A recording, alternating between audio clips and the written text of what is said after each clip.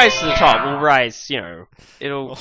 Even if we sink to the bottom, that's also an achievement, really. We'll still have an audience, it's the internet. Exactly. I mean, in the billions of people out there, it's got to be. I feel like denigrating our audience is a bad way to start. They know what they are. So why don't we... Who are you? I am Ashley. Hello, Ashley. Nice to meet you. Yes. My name's Zane. Well, this is the first time I've ever met you, Zane. So yeah. So this is the Seventh Sense, and we're going to talk about some of the funny stuff that some people believe. Yeah, and we're pure of beliefs. We don't believe anything. We're utterly blank slates. So. I live in a white void, and I am pure of essence. My eyes never developed. I can't see. I'm going to read my horoscope. I will also read my horoscope. Not at the same time.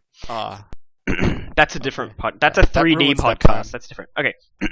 So I'm a Scorpio.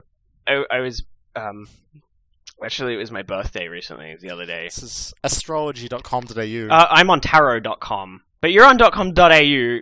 We're Australian, and that's for the Australian perspective. If you're... Yes. You need to know... Things are very different from If you need to know the future of your ute, or... Yep. You are no stranger to the far reaches of your own subconscious. The evolutionary Scorpio new moon energizes your first house of self. I'm not sure about this evolution stuff. I don't know. Okay. Touching you with emotional intensity that fuels profound change. But its connection with spiritual Neptune that puts you out of your personal story and sets you into a more universal framework where everything has cosmic significance. However, you are still the central character in your play, so bring the focus back to your heart. You are growing and morphing in ways that you do not yet understand, Kafka. Don't give up. Significant shifts take time. So what does this say to you, Zane? I mean, I've never read a horoscope before, so I assume they know me personally. No, that was a normal horoscope, just run-of-the-mill boilerplate horoscope vagary.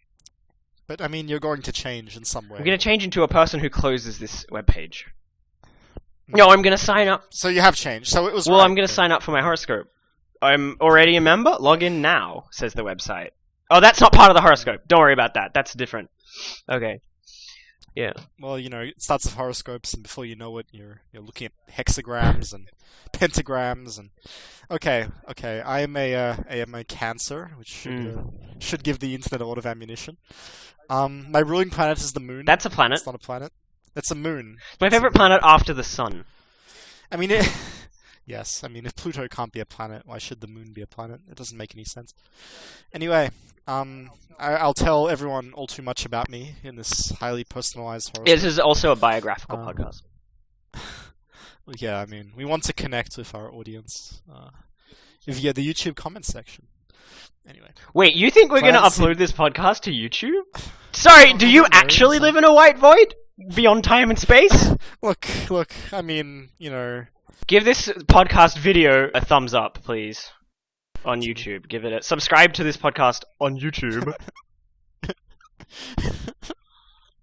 Okay, well, more importantly, plans seem up in the air for a while now. That's only because the imminent new moon means you have better opportunities ahead of you. The new planetary moon? The new moon that's a planet. Insane. Okay, I'm struggling with my reading. Let's not interrupt. But only as long as you realize everything is expendable. I've already realized that. Humans, podcasts. Anyway, holding on to outmoded habits and patterns of thought will only hold you back now, which is why I'm doing a skepticism podcast. Don't follow the schedule if that is your preference, but it could put others offside. This actually starts to seem relevant. I don't know. Should I follow this? I believe this now. I know. This is about podcasting. You're in for some pleasant surprises, but also a backlash from those who like to do everything by the book. Oh my god. Oh my god. Okay, I see the problem. I see the problem. I linked you to www.tarot.com/podcast. /real shit. A new relationship might be the cause of your erratic timetable. Yeah, there you go, Zane. I won't be able to upload any of these because I'll be with my supermodel girlfriend in the Pacific. So, this is our first episode and our last episode. So let's make it extra good. That's good. I mean... It's a time capsule. Yeah. Daily meditation. Love is an act of eternal forgiveness. A tender look which becomes a habit. Peter Ustinov. That's just a poem. That's just an unrelated sentiment. Well, this. That's like something from on someone's gravestone. Maybe that'll be on my gravestone one day. Let's not be so, presumptuous. I don't know, Zane. A new relationship with my killer. Well, I think if you skip ahead to next week's horoscope, you'll find out. Might be a cause of an erratic timetable for my funeral. I wonder if any horoscope has ever said you will die tomorrow. Well, it's right for some people. So, That's true. I it's mean, bold. It'll actually be right. A broken clock is right twice a day. A broken death clock is right. Wow, that is academically speaking upon. So that's yeah. That's the main event. So horoscopes are pretty interesting. But more interesting is whatever we're doing next, Zane. Yeah, I have that totally planned out. So, Aleister Crowley was a bold man. He was a bold man, which, that's fine. But is it? I don't know. Okay, let's not get controversial. Aleister Crowley, if I do my job, will probably be a recurring figure in our discussions on Seventh Sense. Aleister Crowley was a historical kook. Is kook too, wacky neighbor a word to describe Aleister Crowley?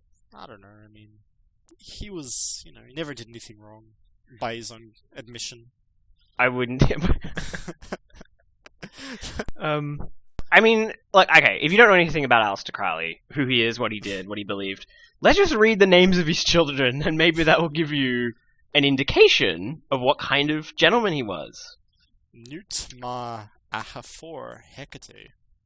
Sappho Jezebel Lilith Crowley. So that's one human that he made. 2 humans. No, that's one person. It's a pause. That's one person. No, there's... Well... They have one date underneath them. Wait, is that one? That's one person. Ooh. From 1904 to... I'm taken aback, yeah. 1906, that's grim. She had more names than years, which is... Jesus. Well, this is a grim podcast.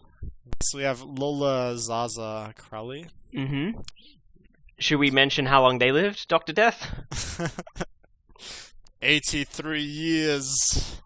I'm surprised you could work that out, because it only has the birth and death date. It's probably wrong. Probably calculated that wrong. Astat Lulu Panthea Crowley. Panthea. Whoa, up to 2014. Yeah. Wow. But, just out of range to sue us. That's that devil's magic, keeping someone alive. These other names aren't funny. Randall Gare Doherty is quite a conservative name. So, Aleister Crowley was an occultist, a magician, a weird sex guy. Everything you want to be. He also did some interesting things and some good things. He was also a poet and an artist and a painter and a writer. And he created a religion. But he created a religion. Which is what qualifies him to be on this podcast. Well, I mean, I don't what know. qualifies us to be on the podcast? That is the scary part. Thelema is a religion based on a philosophical law of the same name, adopted as a central tenet by some religious organizations. The law of Thelema is, do what thou wilt shall be the whole of the law. Love is the law, love under will. That's so cool. I don't know. Seemingly contradictory, you may notice, as the second half implores the follower to love, and the first half implores them to kind of just do whatever. Which works as a guiding principle if everything you want to do is lovely. So the religion and the observance of this law was developed in the 1900s. And he believed himself to be the prophet of a new age, the Aeon of Horus, based upon a spiritual experience that he and his wife, Rose Edith, had.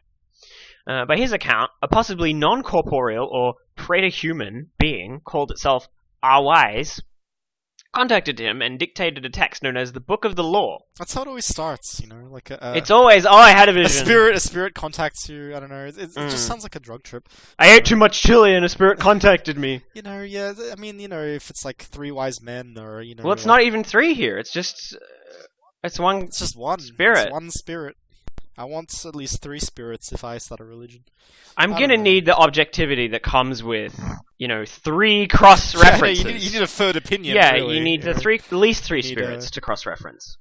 So let's talk a bit about this being that he communed with, that he and his wife communed with.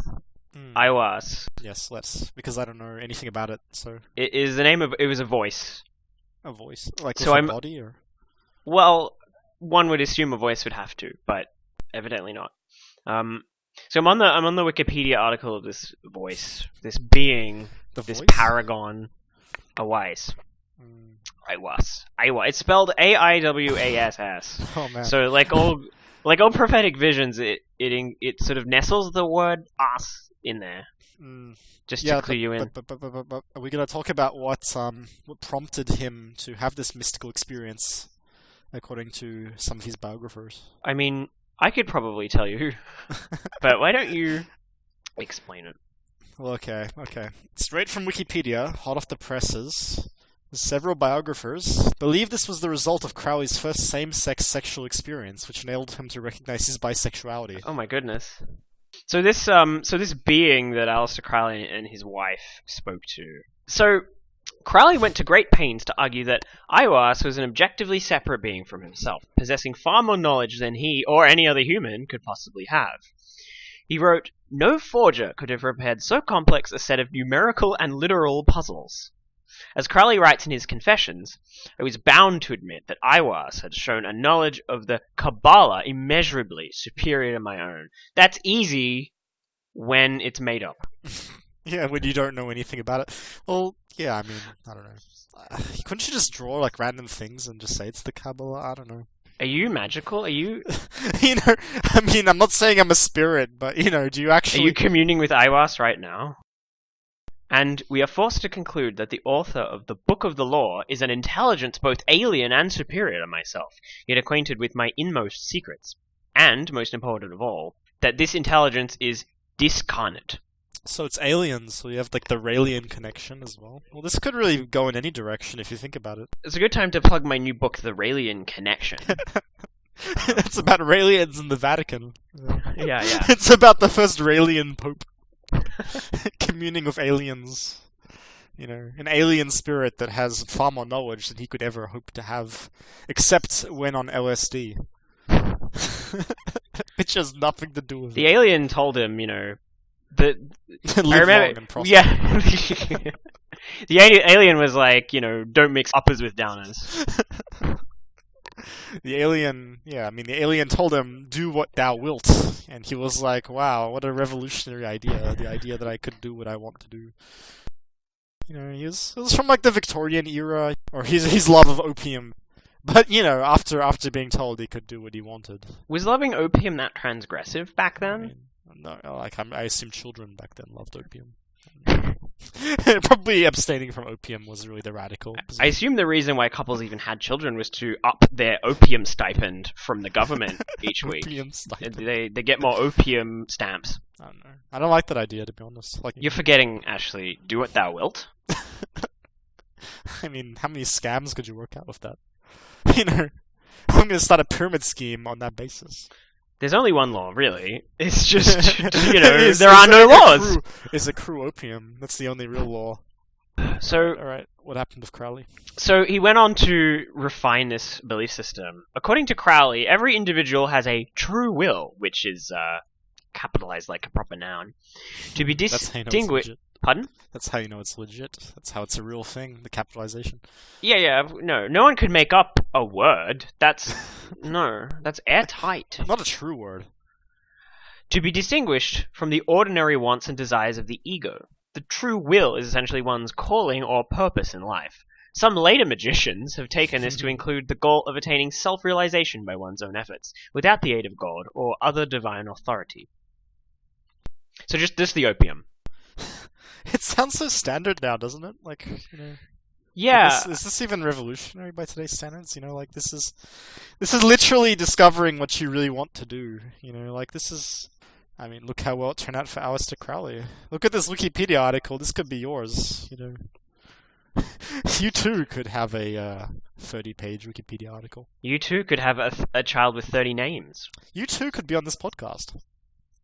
Yeah, we'll accept anyone, actually. Yeah, I was thinking about that, and I was thinking of just looking outside and just yelling to someone, "Hey, yo, you wanna, Well, I mean, if you draw like a symbol in your hand and send it to us, and, we'll create a religion around that, and then we'll make fun of it. We'll be skeptical about it. Just say seventh sense 3 times in the mirror, and we'll appear. So there are various rituals associated with Thelema.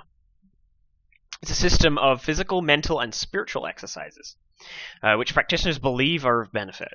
So, yes, they are. Well, that's science, Yeah. Crowley defined magic, with a K, as the science and art of causing change to occur in conformity with will.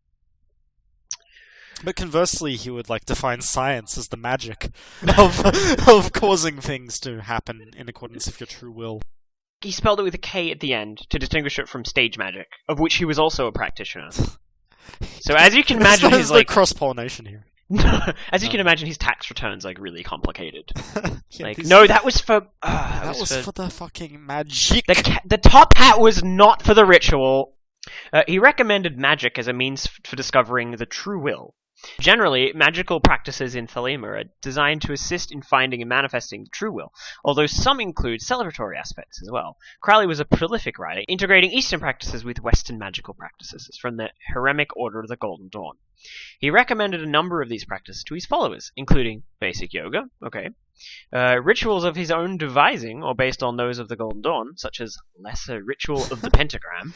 It's just names now, Oh, he also discussed sex magic. Oh, finally! Including masturbatory, heterosexual, and homosexual practices. And these form part of his suggestions for the work of those in the higher degrees of Ordo Templi Orientis. Basically, every time he needs to include another element to this ball of wax of a worldview, he kind of seems to refer to a different... Yeah, these are, names have power, Zane, so... If you can just think of a lot of wacky names, then that's half of it. I mean, he was really good at coming up with strange names for things, and then unadvisedly putting them on his children's birth certificates. No, but what are the qualitative differences between masturbation and hetero and homosexual? Do they do different effects? Is one hotter than another? Does one more accurately reflect one's true will? Inquiring minds wish to know. The emphasis on Thelemic magic is not directly on material results, and while many Thelemites do practice magic for goals such as wealth or love, it is not required.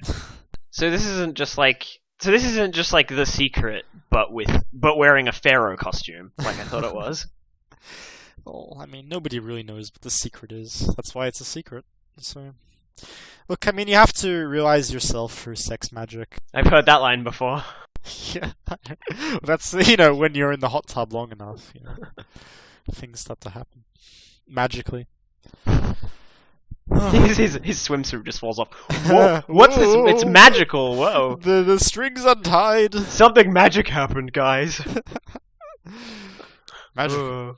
Let's all meditate. I'll meditate you first, and then you meditate me. Take turns.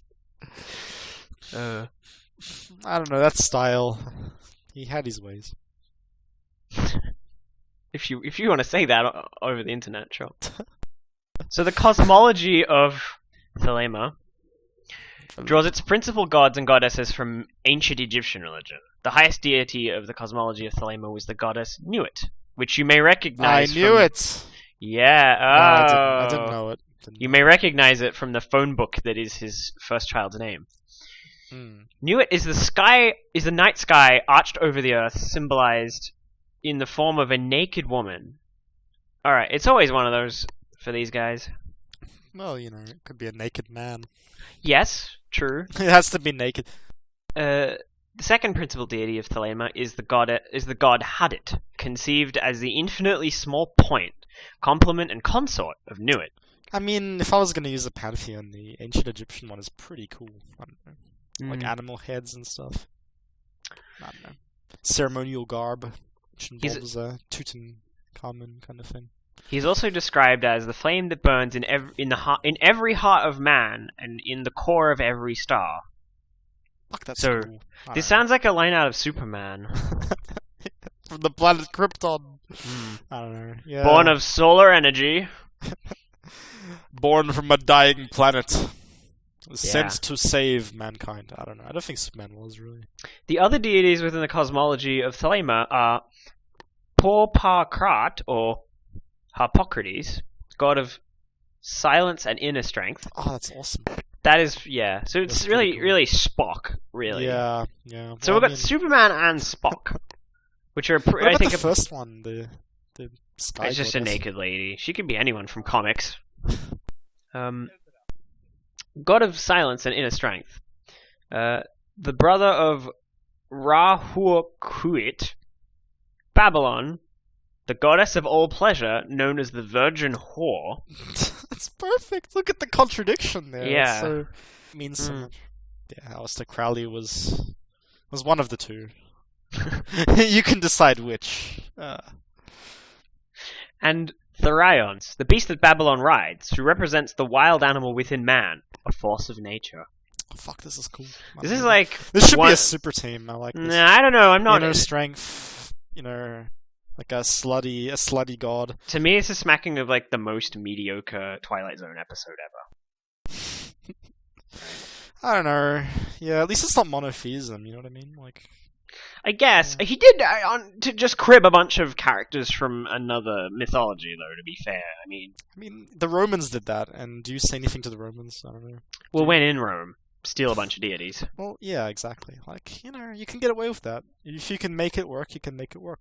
Now, none of them are Xenu, so that's a plus. Yeah, not Zeus as well, which is a nice change. Not Yeah, including exactly. Zeus. I mean, Zeus would have been cool. Thor isn't in here. I don't know. Zeus would have fit in because of the kinky stuff. Yeah. Becomes like a bull. If anyone is a virgin whore, it's Zeus, Yeah. who is like constantly mean- changing gender and species. Ironically, it was Zeus and not Thor who is the Tony Stark of the ancient pantheon.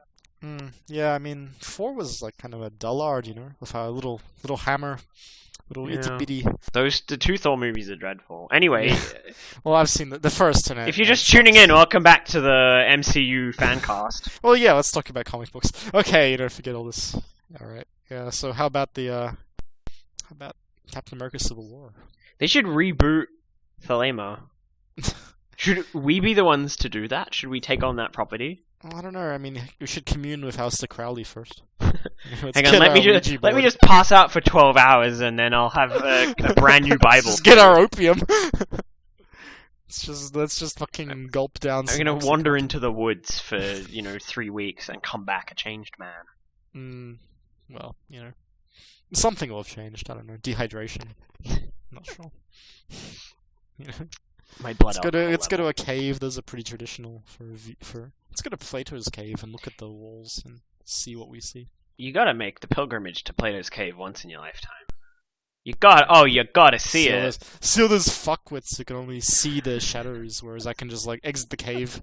Like later, losers. I think you missed the point of that parable, but the ethics are described as such. So at the head of everything is do what thou wilt, which is presented as the whole of the law and also as a right. Except when it goes beyond that and starts talking about love.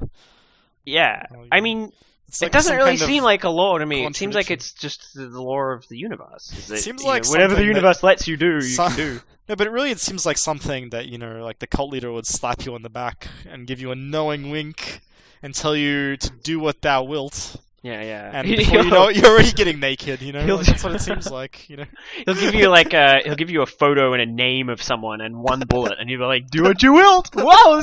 I'm not saying anything. Well, yeah.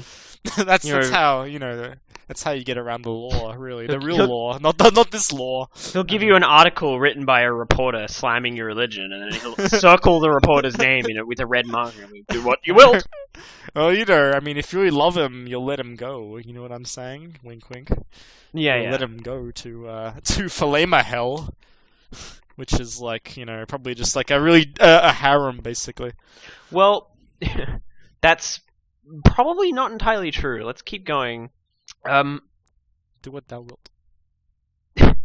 Crowley wrote several additional documents presenting his personal beliefs regarding individual conduct in light of the law of Thelema, some of which do address the topic interference with others. What the fuck does that sentence mean? Read it how thou wilt. Okay. Some interpreters of Thelema believe that this right includes an obligation to allow others to do their own wills without interference.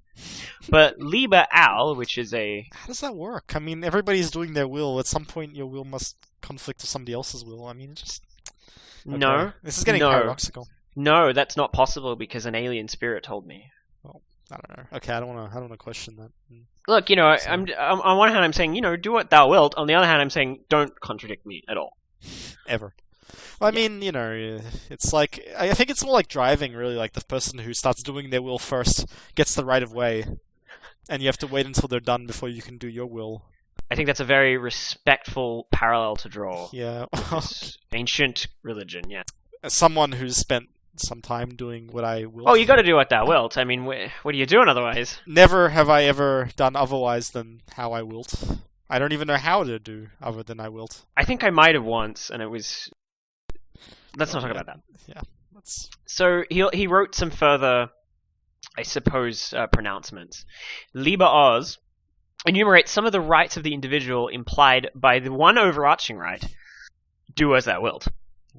For each person, these include the right to live by one's own law, live in the way that one wills to do, work... This is just rephrasement of the first law. Okay. I think it might be. And then the next one is, what thou wilt, that shall do. I mean... Well, it's going somewhere. No, that's the New Testament of this particular religion. Well, yeah, I mean... When you... He'll be like, I have not come to abolish the old laws. But, don't do what thou wilt. But, if you want to follow them, you can. And if you don't want to, you don't have to. And well, yeah, I mean, to stay relevant, you have to be more and more permissive until ultimately, even you're not sure what you support. I mean, he's already at maximum permission with do what thou wilt. No, but you have to like let other people do what they wilt as well. Well, that's what we're getting to.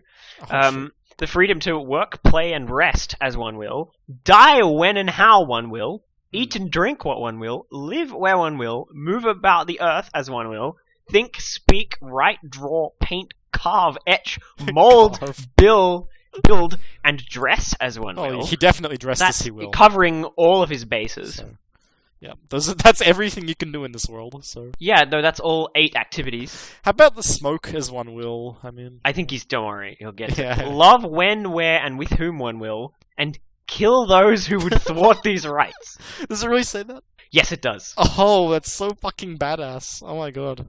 Yeah, I know, right? I know. Crowley Unchained, am I right? Basically. He's like... He's just doing what he will, and someone interferes, and it's like fucking, like a whole like long scene, like a gunfight, And at the end, every bullet is what he wilt, I just love how free all this is, it's like, yeah. It does have that going for it. If someone tries to stop you, kill them. It's so fucking cool. Right.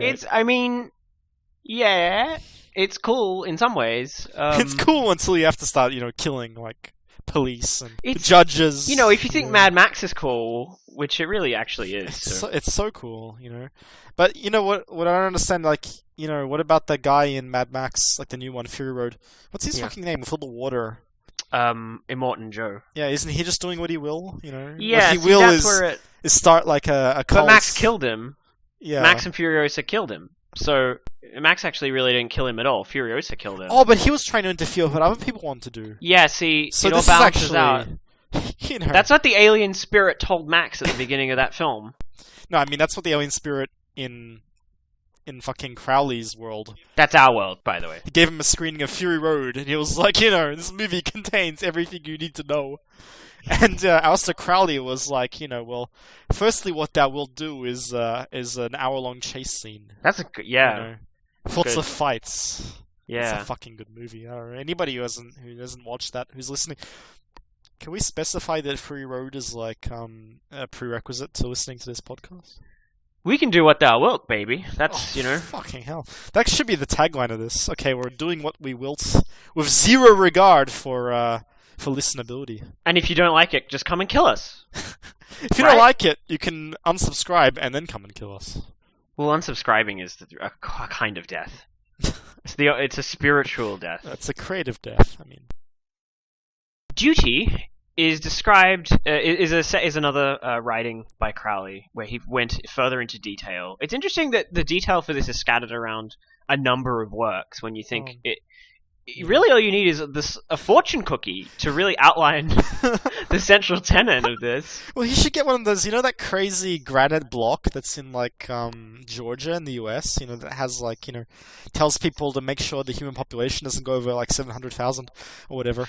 I haven't heard of that, but well, yeah, continue as thou wilt. It's legit. Well, yeah, don't kill me. Anyway, yeah, you should have got a crazy granite block. So there are 4 sections that he outlined. So A is your duty to self. Describes the self as the center of the universe, with a call to learn about one's inner nature. Admonishes the reader to develop every faculty in a balanced way, establish one's autonomy, and to devote oneself to the service of one's own true will. And that's hyperlinked, by the way. Yep, so you know it's like a whole thing. Well, you know it's real then. And, you know, to specify that something's important, you realize it's capitalized. I mean, this is Wikipedia, right? It's totally lawless. There are no rules or regulations. So it's really up down to whatever the editor wilt. You're being sarcastic, but this makes me think of Crowleypedia. You know? Where all will edit as they wilt. And finally I'll be able to, you know, put slanderous accusations into Wikipedia articles as I wilt. He knew what we were all thinking, so... Yeah. When do we get to the occultic bit, anyway? The demons? I don't know if it's that occult. We'll get to it. Alright. Section B. Your duty to others. An admonishment to eliminate the illusion of separateness between oneself and all others. To fight when necessary. To avoid interfering with the wills of others. To enlighten others when needed. And to worship the divine nature of all other beings. See, that works in theory, but just telling people to do it... I know. Like, they won't. You know, tell us how to do it, and because obviously this is like a sex thing, just tell us that. So, yeah. I mean, obviously, like, you know, worship the divine being of others. That can't be anything else, you know. That can't be like backgammon, you know. That can't be. That can't be, you know, like you do a 2-person piano song. What if you have a backgammon fetish? Well, yeah, then you do as thou wilt. Okay, great. Well, but you know. Do as thou wilt. Wink, wink. Yeah, no, I get it. Do as thou wilt. C. Your duty to mankind states that the law of Thelema should be the sole basis of conduct. Oh, that solves it then. Okay. I mean, wasn't that clear already? That the laws of the land should have the aim of securing the greatest liberty for all individuals. Crime is described as being a violation of one's true will. Oh, that's how he gets around it. Now it's just libertarianism. Well, hang on. He says that if you, that's how he gets around it. The sneaky little boy that he is. Just follow the laws, but at the same time follow. Exactly. Your true will. If you're not following the laws, technically you're not following your true will. Your true will always align perfectly with the state. I'm hoping that's true for this world, isn't it? Well, yeah. I mean, you know, clearly in Saudi Arabia, that's very true. My true will is not to drive if I'm a woman. Do as thou wilt, oil baron, who's executing me. Exactly. Well, my true will is to never blasphemize against the state religion. Well, yeah. I mean, all of these wills are very true. That's all I can say. Mine are more true than yours, but you know, do as thou wilt. You know. D. Your duty to all other beings and things states that the law of Thelema should be applied to all problems and used to decide every ethical question. It is a violation of the law of Thelema to use any animal or object for a purpose for which it is unfit, or to ruin things so that they are useless for this purpose. This needs like so many particulars, you know. This needs like some dot points. Like, for example, you know, natural resources can be used by man, but this should not be done wantonly, or the breach of the law will be avenged. But what if I will do that? What does it mean? That's the first time I've heard the word avenged used in, like, a legal context. Yeah. Outside, like, the Bible, I don't know. Well, I mean, okay, this is already internally inconsistent, because what if what I wilt is waste resources, No, because that's not your true will, so you're Oh, not I really see. doing that. Yeah, Well, it's sneaky. I mean, know, dare I say like- genius? increasingly it seems like inevitably I'll always do the right thing, but if I don't, then it'll be avenged. I'm not saying this doesn't make any sense. Not do as thou wilt. This is a Yeah. free podcast. There are a number of holidays. But you already know that because we obviously celebrate these being the dominant religion in the world. We all know what these are. Thelemic holidays. The Book of the Law gives several holy days to be observed. There's really no dogma specifying how to celebrate these. March 20, the Feast of the Supreme Ritual, which celebrates the invocation of Horus, a ritual performed by Crowley on this date. There's a Thelemic New Year. That's March 20, or 21, or April 8th. So we've got a few choices there. Well, can I do all of them? April 8th through April 10, which I guess he's just sort of high leaning holidays. into ambiguity there. So there are a few other... Oh, here's a really interesting holiday. The Feast of Fire, or the Feast... Sorry, the Feast for Fire, or the Feast for Water. Wow, that sounds cool.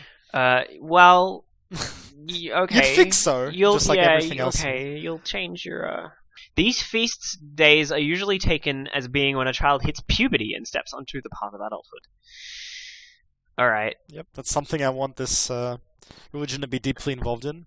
Yeah. Childhood development. It seems, it seems totally pure with the virgin whore and whatever. Feast for Fire is celebrated for male children, and for Water is celebrated for a female child. So it's right off the bat sexist. Oh man, that's already gender normative. I don't like that. Yeah. Because you would think that. Yeah, you would think that. I don't like this. It's like this religion was created in the turn of the century. There is some contemporary literature. Jack Parsons was a scientist researching the use of various fuels for rockets at the California Institute of Technology, and one of Crowley's first American students. Wow, okay. So, one of his students has gone on to literally become a rocket scientist. There you go. I mean, you can expect success if you follow the ways of Crowley. I mean, he was hoping to ride a rocket up to the ethereal realm, which is an asteroid. You can expect to have a great sex life and lots of experience of drugs, or rocket science. That's just college at Caltech, though. Caltech. I mean, it's just nerds. I don't know. It's more like, yeah, I'm sure there's sexier colleges. Crowley was... Oh, wow, he was on the cover of Sgt. Pepper's Lonely Hearts Club Band. Fuck, that's really... Wow. Oh, well then I take everything back. No, but wouldn't you want to be? Fuck, that's cool. I mean, I would want to, but I mean, I'd be like... That. I mean, that is pretty cool. Yeah, no, I want to replace, like, Ringo. Yeah, everyone aspires to be Ringo. Well, no, because if there's one Beatle you can replace, it's him. Let's face it. If there's one Let's Beatle face it. that... You're not gonna fucking replace John Lennon. If there's one Beatle that, like, a dog on a skateboard could replace... They should have just had, like, a second, like, George Harrison. I mean, he's really the... he's not too far, he's not too far above, like... Honestly, you could have just had Lennon's assassin replace Ringo. We've got this new drummer, but he keeps writing songs about the Catcher in the Rye. I don't know. Well, yeah, I mean, he did say he was like the fifth Beatle or whatever. I don't know. Like, he was putting in his application by shooting John Lennon. Really, he was like, FYI, I'm free Thursdays. Blab. And so ends the inaugural first episode of The Seventh Sense. That's all we recorded. You can find us on Facebook at facebook.com/seventhsensepod, spelled out in letters. And we're on Twitter. We are at Seventh Sense Pod, again, spelled out in letters. Send us an email, seventhsensepod@gmail.com, again, all spelled out in letters.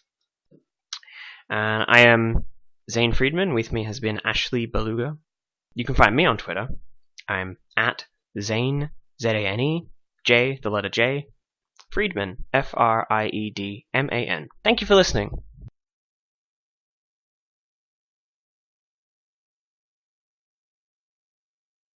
Oh shit! Did we say the name of the podcast at the beginning? It doesn't matter. We didn't at all. I'll have to edit that in.